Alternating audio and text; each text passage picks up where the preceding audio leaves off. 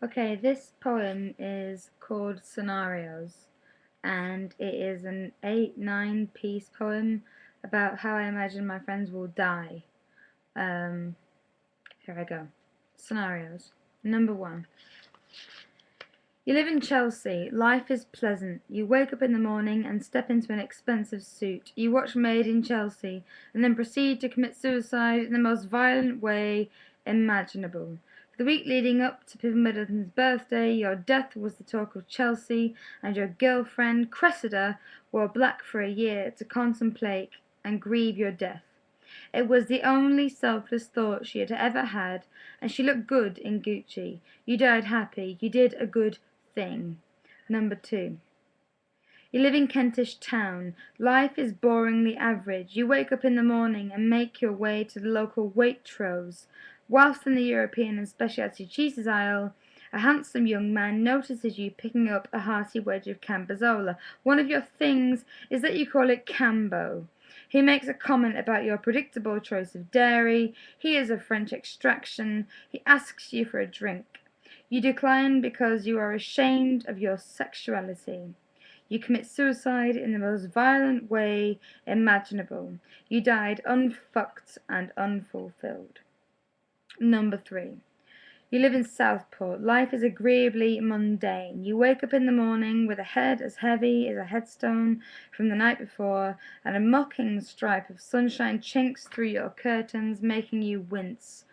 The heat hits your brain and you vomit from the bedroom window, catching a pigeon feeding from the pizza crusts you discarded in the wee hours. You consider committing suicide in the most violent way imaginable, but instead marry an holistic therapist from Karlstad. You take her to Blackpool, Pleasure Beach, on the second day after your honeymoon in Budapest. She dies in a tragic wild mouse related accident. You die old and homosexual. She was sleeping with your brother anyway. Number 4. You live in East Lancashire. Life stands still like it were a town caught in a vacuum. You wake up in the early afternoons with a hangover from your antipsychotic medication that you have taken ever since you witnessed a fatal boating accident in the Maldives. The tablets give you a headache, a dry mouth, and a mysteriously hyperactive libido. Immediately you call your friend, the one with the hair.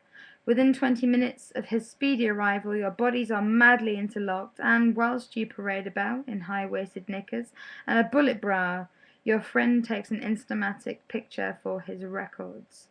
You see the picture and decide you are the fattest person you know, and you are no longer proud that your hips are 10.5 inches bigger than your waist.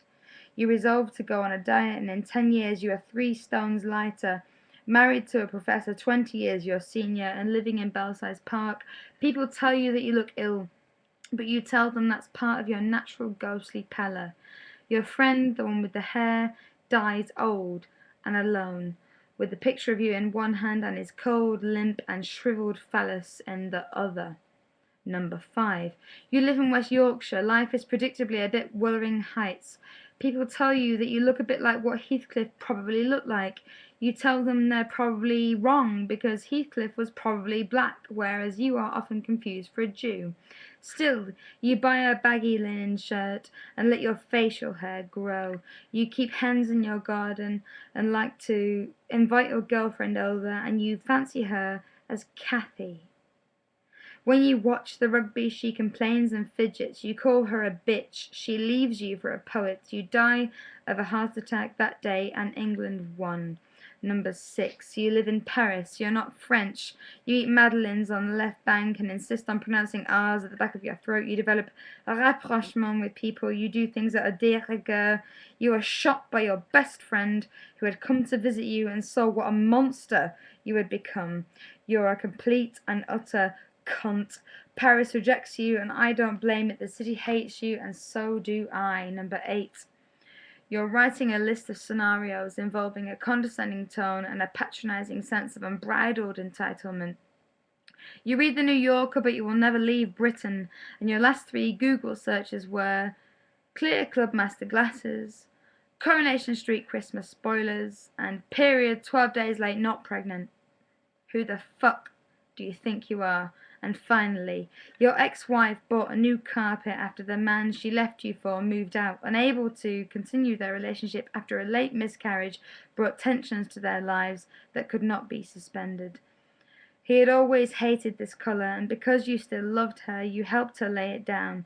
When fitting it, you said underlay, underlay, in a racist Mexican accent. Maury Povich was on in the background, and you laughed at the brave primordial dwarf he was interviewing. She said nothing. It was 10 to 10, and before she met you, she had no idea what cowboy time was.